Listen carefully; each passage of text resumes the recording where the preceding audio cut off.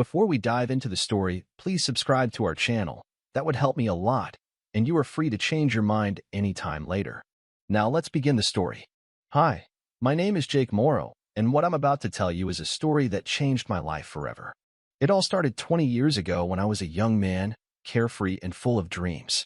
That's when I met Sophia Carson, the love of my life. Sophia was everything I could ever want in a woman. She was beautiful, intelligent, and had a heart of gold. We met at a friend's party, and it was love at first sight. From that moment on, we were inseparable. We would spend hours talking, laughing, and dreaming about our future together. As our relationship blossomed, Sophia started talking about getting married and having kids. She had always dreamed of having a family of her own, and she wanted me to be a part of it. But for some reason, I couldn't bring myself to take that next step. I was scared of commitment, and I always found an excuse to delay getting married. One night, after a heated argument about our future, I did the unthinkable. I walked out on Sophia without saying a word. I could see the heartbreak in her eyes, but I was too cowardly to face the truth. Little did I know that my actions would have dire consequences. For the next 10 years, I lived my life as a single man, trying to fill the void that Sophia had left behind. I dated other women, but none of them could ever compare to the love I had for Sophia. I tried to move on, but a part of me always wondered what could have been if I had just taken that leap of faith. Fast forward to the present day, and I'm a single father to my 18-year-old son, Tyler. He's the light of my life, and I couldn't be prouder of the man he's become. One day, he came home with a shocking invitation. He had fallen for a girl named Lily, and he wanted me to join them for a family dinner to meet her mom. At first, I didn't think much of it. I was happy for Tyler and excited to meet the girl who had stolen his heart. But little did I know that the dinner would turn out to be the most shocking event of my life. When we arrived at the restaurant, I was stunned to see Sophia sitting at the table. She looked just as beautiful as the day I had left her, but there was a coldness in her eyes that I had never seen before. It was clear that she was just as shocked to see me as I was to see her. The dinner started off polite but tense. Tyler and Lily were enamored with each other, blissfully unaware of the tension between their parents. Sophia kept shooting me icy glares, and I could feel the anger radiating off of her. Once the kids excused themselves, Sophia unleashed her fury. She laid into me for my past betrayal, accusing me of maliciously setting up our children as some twisted form of revenge. I denied it vehemently, but she was irate, warning that she would never allow Tyler and Lily to marry. I was stunned. How could she think that I would do something so cruel?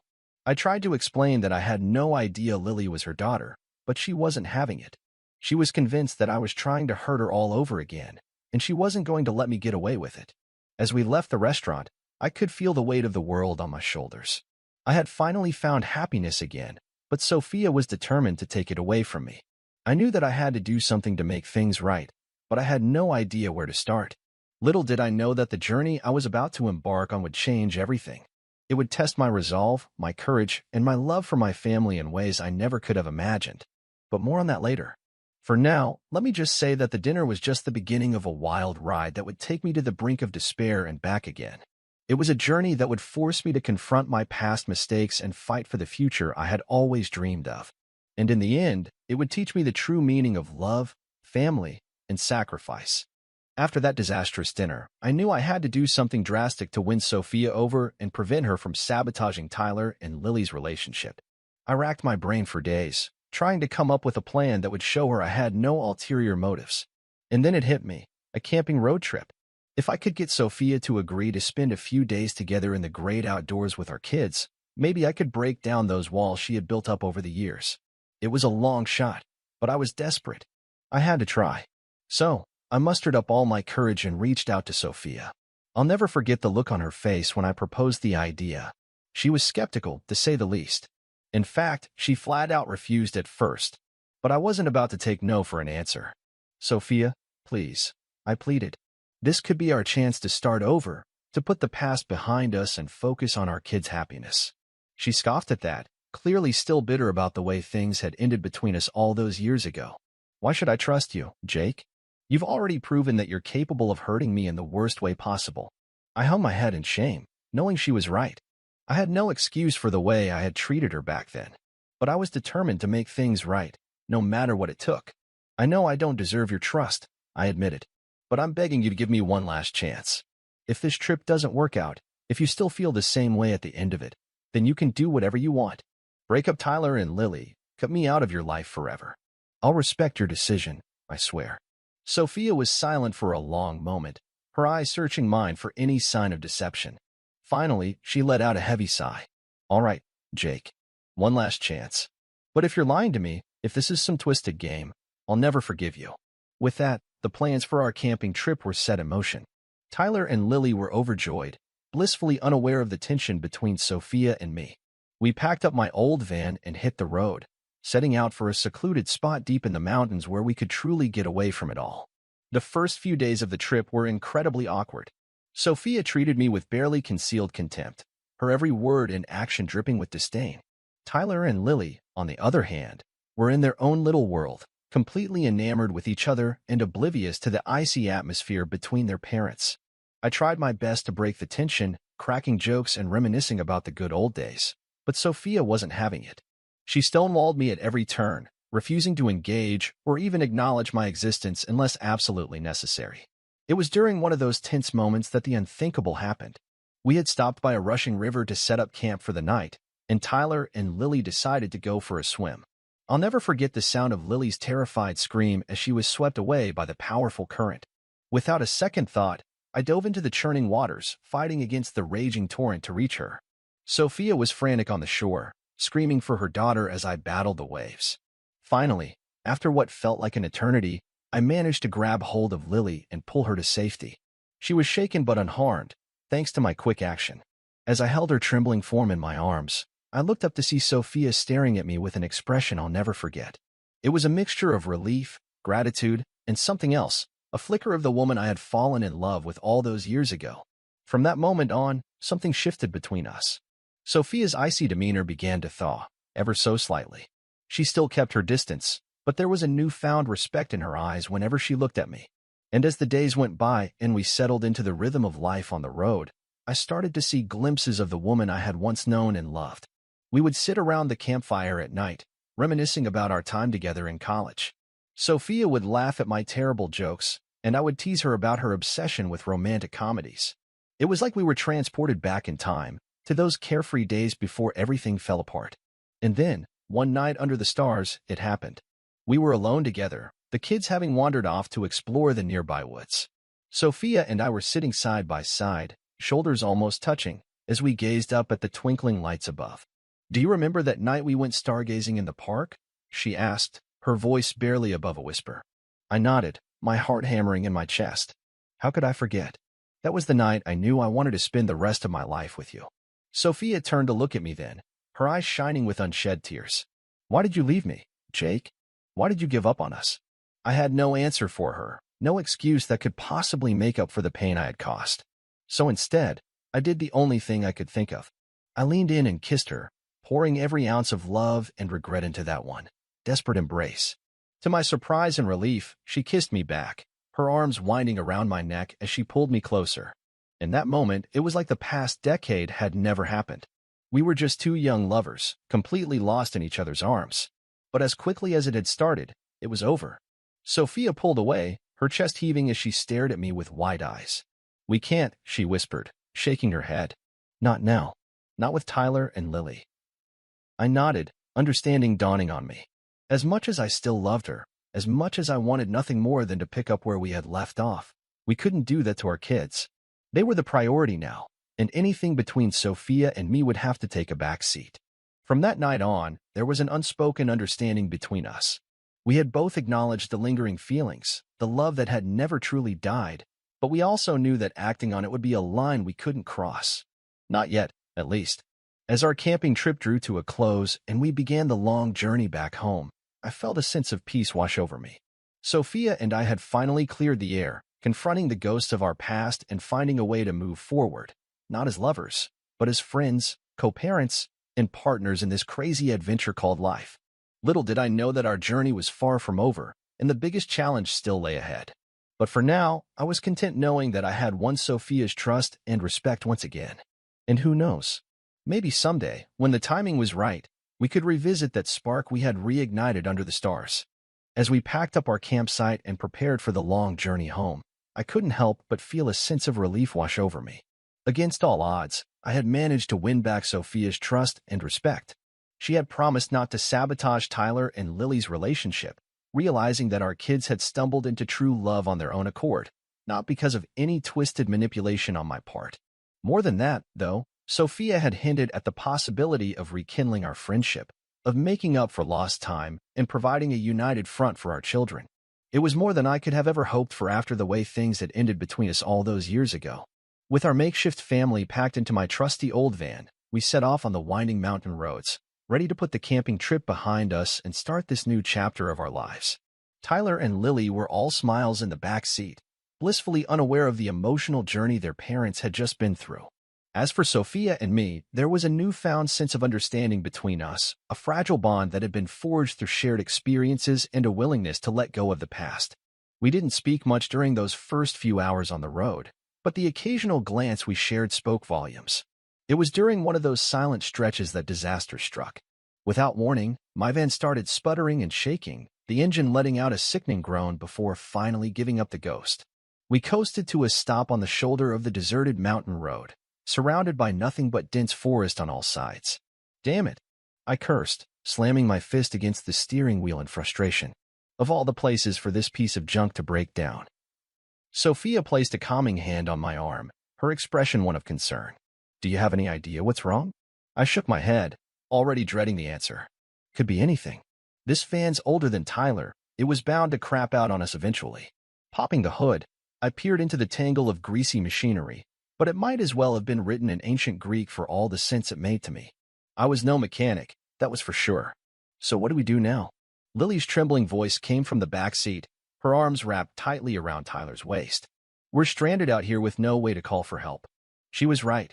My old van didn't even have a working radio, let alone a cell phone signal this far out in the wilderness. A knot of dread formed in the pit of my stomach as I realized just how dire our situation had become. Thinking quickly, I tried to formulate a plan. Okay, here's what we're going to do. I'll stay here with the van in case another car comes along. The rest of you head back down the road the way we came. Maybe you'll get lucky and find a ranger station or some other form of civilization. Sophia's eyes went wide with panic. Are you crazy? I'm not leaving you alone out here. Who knows what kind of weirdos could be lurking in these woods? I opened my mouth to protest, but she cut me off with a firm shake of her head.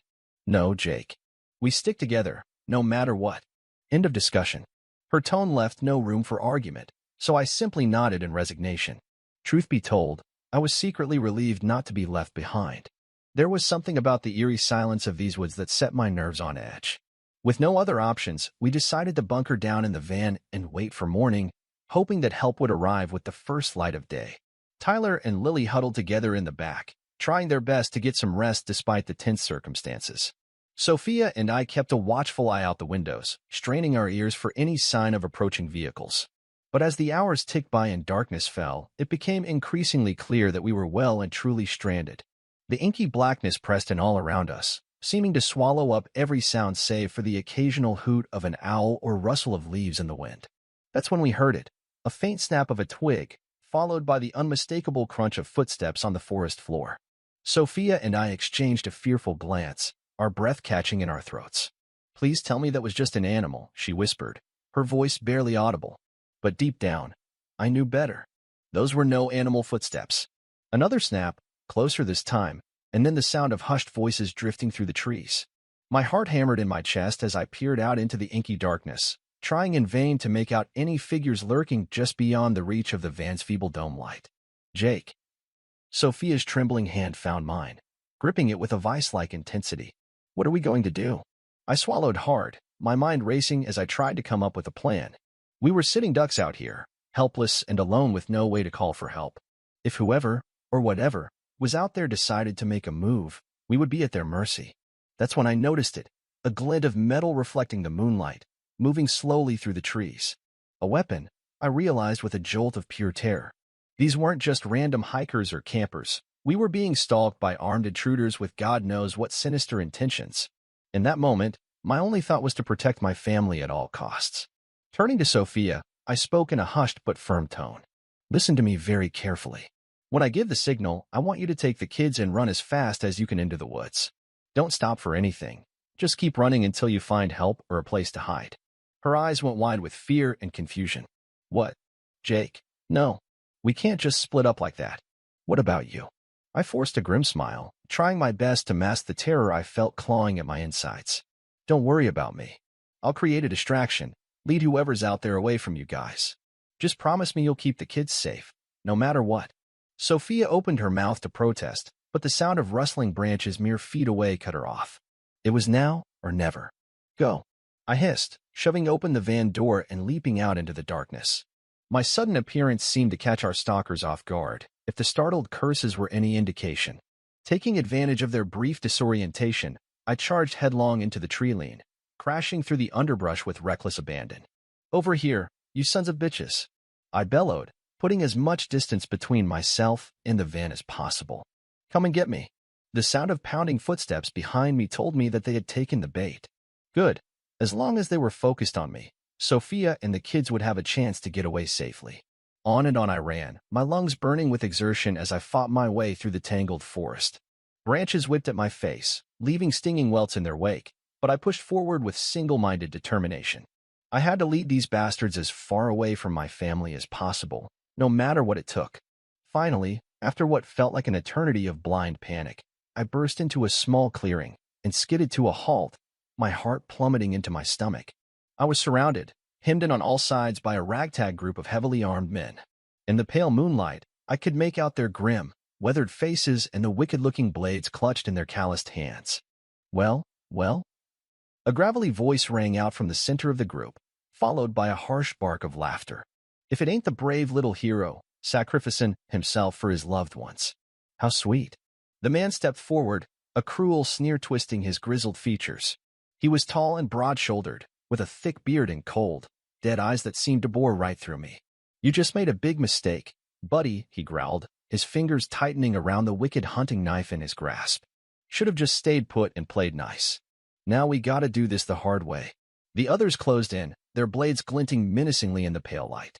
I knew in that moment that I was hopelessly outnumbered, outmatched in every conceivable way.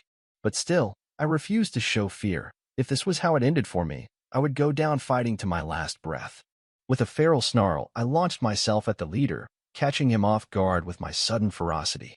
We grappled fiercely, trading vicious blows as the others looked on in stunned silence. For a few glorious seconds, I actually managed to gain the upper hand, raining down a flurry of punches that had the big man reeling. But it was a short-lived victory. A vicious kick to the back of my knee sent me crashing to the ground, the wind knocked out of me in a violent rush. Before I could recover, a half-dozen sets of hands were upon me, pinning me to the forest floor with brutal force. The leader loomed over me, his face twisted into an ugly mask of rage as he wiped a trickle of blood from his split lip. You're gonna pay for that, you little shit. The first blow caught me square in the gut, doubling me over in agony. Then came another, and another, raining down from all sides in a relentless barrage. I could taste the coppery tang of blood in my mouth, could feel my eyes swelling shut from the merciless onslaught. Still, I refused to cry out, refused to give these animals the satisfaction of hearing me beg. I had made my choice, sacrificed myself so that Sophia and the kids could escape to safety. If this was to be my fate, so be it. At least I would die knowing that I had protected the ones I loved most in this world. The beating went on and on, each blow chipping away at my resolve until I was a broken, bloody mess lying in the dirt. Black spots danced across my vision, the world fading in and out as I teetered on the brink of unconsciousness. Finally, after what felt like an eternity of unimaginable torture, the leader's gruff voice cut through the haze of pain. All right, that's enough, boys.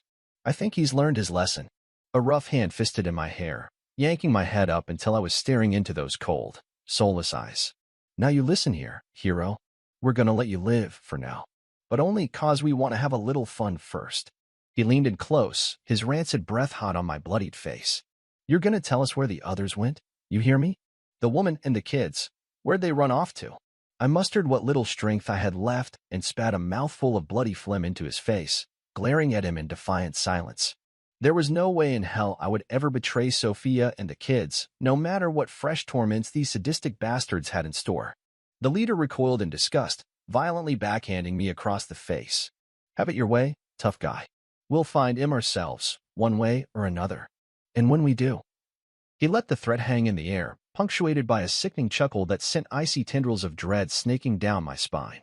Grabbing a fistful of my tattered shirt, he hauled me up and shoved me towards one of his lackeys. "Tie him up good and tight," he growled. "We'll deal with him later, after we've had our fun with the others." Those were the last words I heard before the butt of a rifle cracked across the back of my skull, plunging me into blessed oblivion. I don't know how long I was out, drifting in and out of consciousness as fever dreams and half-formed nightmares swirled through my battered brain. All I knew was pain, searing, white-hot agony that lanced through every fiber of my being with each labored breath. When I finally did come to, it was to the sound of distant sirens wailing through the still night air. Blinking the crust of dried blood from my swollen eyes, I took stock of my surroundings. I was still in the clearing, trussed up like a Thanksgiving turkey against the gnarled trunk of an ancient oak.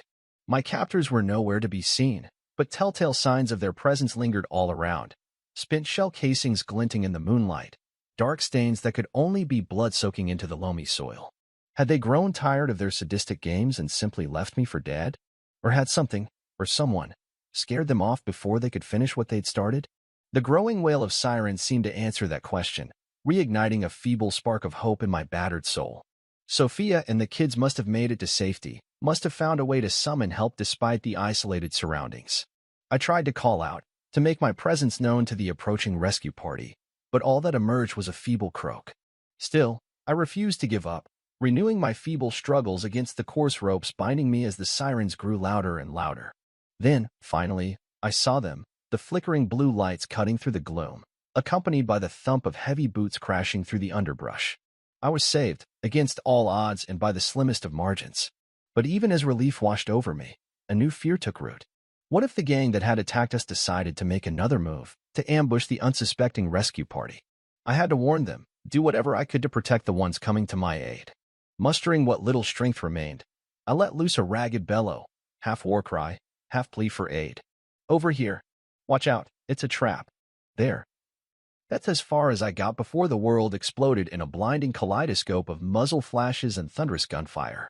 I flinched instinctively, my body bracing for the inevitable hail of bullets that would soon tear me to pieces. But the bullets never came. Instead, I found myself enveloped in a pair of trembling arms, my face cradled against the soft, unmistakable swell of Sophia's breast as she wept openly into my tattered shirt. "Oh, thank God," she sobbed, her tears mingling with the blood and grime matting my hair. "You're alive, you stupid, beautiful, reckless man." As the gravity of the situation washed over me, as the realization that I had survived this waking nightmare against all odds sank in, I felt my own defenses crumble. Turning my face into the comforting warmth of Sophia's embrace, I let the floodgates open, allowing myself to surrender to the bone-deep exhaustion and relief that threatened to drown me. We stayed like that for what felt like an eternity, clinging to one another in that tiny pocket of sanctuary while pandemonium raged all around us. Distantly, I could make out the sounds of shouting and the staccato bark of gunfire, but in that crystalline moment, none of it seemed to matter. I was alive. My family was safe. And after staring into the abyss of oblivion, after feeling the cold tendrils of death slowly enveloping me, I knew that I would never again take a single second of this life for granted. In the aftermath of that long, harrowing night, many things changed, but one constant remained. The bond that had been forged between me, Sophia, Tyler, and Lily was unbreakable, tempered in the scorching flames of our shared trauma and strengthened by the promise of a new future together. Sophia's gratitude and admiration for my actions quickly blossomed into something deeper, something that had laid dormant for far too long. As the weeks and months passed, she let go of her anger and bitterness, rediscovering the woman she had been all those years ago when we had first fallen in love. And me? Well, let's just say that this old cynic finally learned to let down his walls and open his heart to the prospect of forever. With Sophia by my side and our children's joyous union to look forward to, I finally felt whole, like the gaping void that had haunted me for so long had finally been filled. This is where our story comes to an end. Share your thoughts in the comments section. Thanks for your precious time. If you enjoyed this story, then please make sure you subscribe to this channel. That would help me a lot. Click on the video you see on the screen, and I will see you there.